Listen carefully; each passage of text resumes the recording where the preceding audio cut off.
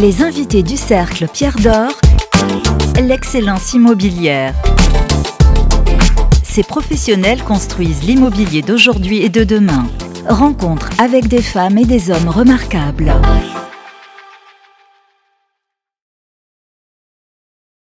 Bienvenue sur imoweek.fr pour ce rendez-vous auquel vous êtes de plus en plus nombreux à adhérer. On vous en remercie. Nous avons la chance d'avoir avec nous aujourd'hui Éric Donnet. Bonjour Éric. Bonjour. Merci de nous faire le plaisir de participer à cette nouvelle émission. Un an après votre nomination en tant que directeur général du groupe Daniel Féault. Alors quel regard vous portez justement sur cette année qui vient de s'écouler ? Alors l'année 2024, c'est une année de transformation, en tout cas d'un marché qui est dans une phase un petit peu perturbé, qui avait connu en fait une reprise sur l'immobilier résidentiel assez majeure au premier trimestre 2024 et qui finalement a eu une année vraiment en rythme saccadé. Donc on ne peut pas vraiment parler d'une année de reprise, mais en tout cas c'est une année qui nous laisse espérer une année 2025 de consolidation et à nouveau de croissance. Donc année de transition pour l'année 2024. À la fois pour le marché, mais à la fois pour vous aussi, dans la mesure où vous êtes arrivé sur ce poste de directeur général chez Daniel Féault. Alors sur le marché, bien évidemment, et pour moi, année effectivement de prise de fonction au sein du groupe, dont je rappelle qu'en fait, il est composé de 3 marques, Daniel Féault, Belle Demeure de France, et la licence sur une grande partie du territoire français de Christie's International Real Estate, et donc qui me donne effectivement accès à un réseau de plus de 170 collaborateurs, qui est très présent, bien évidemment, historiquement à Paris, dans l'Ouest parisien, mais où en 2024, on a également développé nos activités, notamment en région Provence et Côte d'Azur, avec l'ouverture de 4 agences, Aix-en-Provence, Lourmarin, Marseille et Saint-Tropez. De très jolis lieux. Très jolis. Je pense à Lourmarin notamment, qui est une ville absolument magnifique. Vous avez évidemment, et vous nous l'avez un peu dit déjà, des ambitions et des objectifs pour 2025. Vous pouvez nous en donner 3, par exemple ? Alors, 3 objectifs pour nous, c'est déjà avoir un volume de transactions en 2025 où on espère voir dans nos agences se réaliser plus d'1,5 milliard d'euros de transactions en 2025, ce qui marquerait en fait une reprise ou en tout cas, pour faire un parallèle, un volume de transactions assez similaire à celui de l'année 2022, donc qui était une très bonne année de marché en immobilier résidentiel, notamment dans les segments du luxe, de l'ultra-luxe et de l'exceptionnel, que l'on traite prioritairement au sein des agences Daniel Féault et Belle Demeure de France. Donc 1,5 milliard volume de transactions, ouverture et consolidation de notre réseau d'agences, avec, je l'espère, l'ouverture de 2 nouvelles agences, et puis également le démarrage d'une activité nouvelle qui vise à élargir notre champ à la fois d'activité et de clientèle, avec l'ouverture de Daniel Féault Capital Advisory, qui nous permet en fait de servir pas simplement en immobilier résidentiel en B2C, mais de servir une clientèle d'institutionnels, de family office et de club deal sur des activités qui vont au-delà du simple immeuble résidentiel, mais qui traitent notamment des immeubles mixtes ou de ce que je vais qualifier d'hospitality pour élargir notre champ d'action. Ça, c'est un bel axe de développement, l'hospitality aujourd'hui. Oui, parce qu'en fait, au travers de l'hospitality, on traite pour nous un sous-jacent qui revêt en fait finalement un concept ou l'ADN de Féault qui est celui d'habiter, et donc tout ce qui a une forme d'habitat, qu'il soit de nature hôtelière, résidence gérée ou même dans des immeubles qui finalement présentent cette mixité avec aujourd'hui des usages qui sont pas simplement de résidentes étudiantes ou de résidences seniors, mais aussi de co-living. On doit pouvoir nous élargir cette assiette de sous-jacents que l'on comprend et dont on connaît les tenants et aboutissants du marché. Et donc, bien évidemment, servir nos investisseurs et notre clientèle sur ces nouvelles classes d'actifs qui, je le rappelle également, sont des classes d'actifs. Lorsqu'on relit la dernière étude Emerging Trends in Real Estate publiée par PwC ULI, qui sont des classes d'actifs qui, pour les 5 ans à venir, vont normalement être en prédominance du marché et qui vont venir en fait succéder ou remplacer progressivement des investissements qui se faisaient prioritairement dans les 10 dernières années sur l'immobilier de bureau. Alors vous l'avez dit, 2024 a été une année de transition, mais on a le sentiment quand même, on a l'impression en tout cas que le luxe que vous gérez, notamment avec Belle Demeure, a été épargné par cette crise, en tout cas en partie.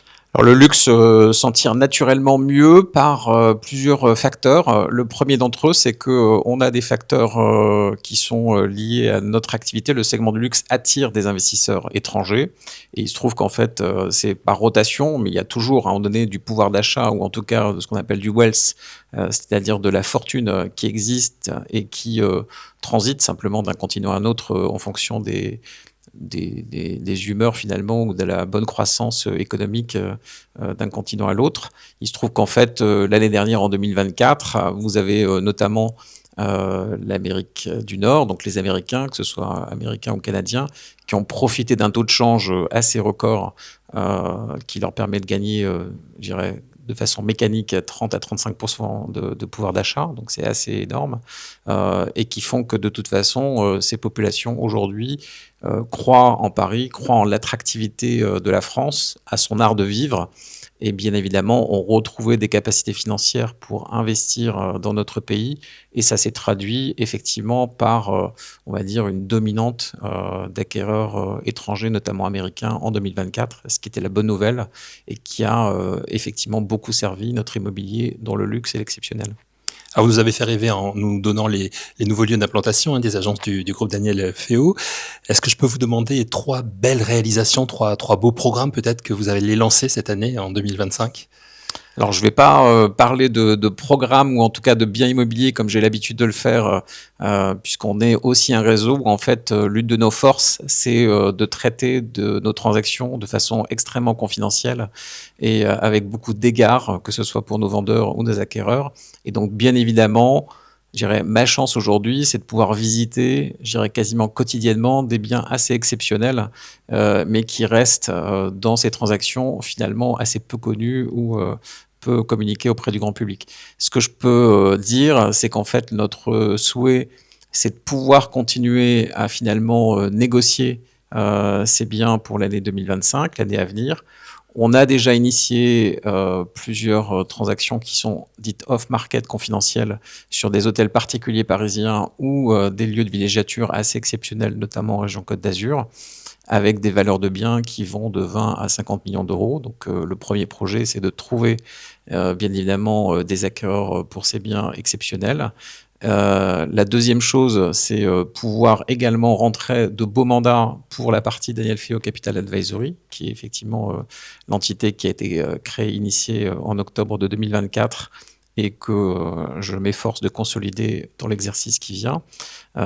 J'ai envie de dire nos plus belles réalisations et les projets qu'il faut que je partage avec vous, c'est notamment le grand plaisir qu'on a eu de pouvoir ouvrir une nouvelle agence à Neuilly sur Seine l'année dernière, qui est juste avenue Achille Péretti en face de l'hôtel de ville. C'est une agence juste magnifique qui vient se substituer à une précédente agence bancaire.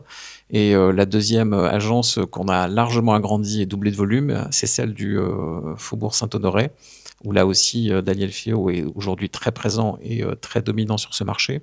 Et donc, dans les beaux projets que je peux vous amener à faire, c'est de venir visiter ces lieux, parce que c'est aussi le concept et l'ADN de la Maison Féault, de vous accueillir dans un réseau d'agences qui sont juste exceptionnelles et sublimes.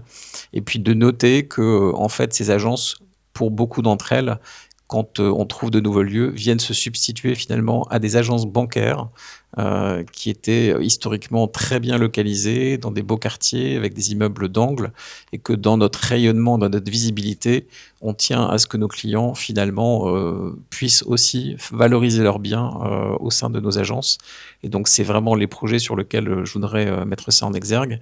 Et puis, il y a une agence qui, effectivement, dont on est très fier, qui occupe un hôtel particulier à Aix-en-Provence, qu'il faut là aussi aller visiter parce qu'elle est dans le cœur historique derrière le cours Mirabeau à Aix-en-Provence. C'est là aussi un lieu pour lequel, j'insiste là-dessus, ces lieux sont des lieux d'échange où un bon agent immobilier, c'est celui qui va écouter son client, à la fois lors de la vente ou lors de l'acquisition. Et ces lieux d'échange, de conversation et d'écoute sont pour moi en fait vraiment la traduction du savoir-faire de nos métiers. Et donc c'est pour ça que je renvoie à ces lieux. Des lieux préservés. Hein. Des lieux préservés. En Provence, voilà, quand on connaît le cadre, c'est ça. Alors, avec votre façon de regarder en avant toujours, Éric Donnet, j'ai envie de vous demander quelles sont vos raisons d'espérer, peut-être 3 raisons d'espérer pour cette année qui démarre. La première, c'est que on est quand même dans un immobilier qui est très corrélé à l'univers des taux d'intérêt. On le voit depuis plusieurs mois maintenant. On a de bonnes nouvelles en ce qui concerne le comportement et les taux d'intérêt, qui sont quand même dans un mouvement de rétablissement plutôt baissier. Et donc, ça traduit une bonne chose. La deuxième raison d'espérer, c'est qu'en fait, on a une capitalisation qu'on peut faire en France sur des Jeux Olympiques qui ont été très réussis, qui nous ont fait partager à l'échelle mondiale la visibilité, la beauté d'une capitale, la capacité à réussir de grands événements, un art de vivre assez extraordinaire qui fait rêver encore et qui va continuer à faire rêver beaucoup de gens dans le monde entier. La réparation, en tout cas la reconstruction de Notre-Dame de Paris aussi participera de ces événements. Donc les taux d'intérêt, le bénéfice, parce que ça se fait toujours avec un effet de report des Jeux Olympiques et de ce qui est arrivé avec la reconstruction de Notre-Dame, sont des événements qui, dans leur nature, font qu'on a un marché qui va être bénéfique. La troisième chose, je pense que dans un monde d'incertitude où chacun se cherche, notamment sur un plan politique ou macroéconomique ou de façon sécuritaire, le bel immobilier a toujours eu, sur des grandes échelles, finalement une valeur refuge. Et donc, c'est une bonne raison qui, en 2025, fait que cet immobilier refuge, où le gain, non pas de rendement, mais le gain en capital sur du long terme va se faire ressentir par beaucoup d'investisseurs, fait qu'on a beaucoup de raisons d'être, non pas d'espérer, mais d'être extrêmement positif sur 2025. Le bel immobilier, un bel avenir devant lui. Exactement. Merci beaucoup. Merci. Éric Donnet, merci d'avoir invité l'invitation du Cercle Pierre d'Or. Merci à vous d'avoir suivi cette émission. On se retrouve très vite sur imoweek.fr.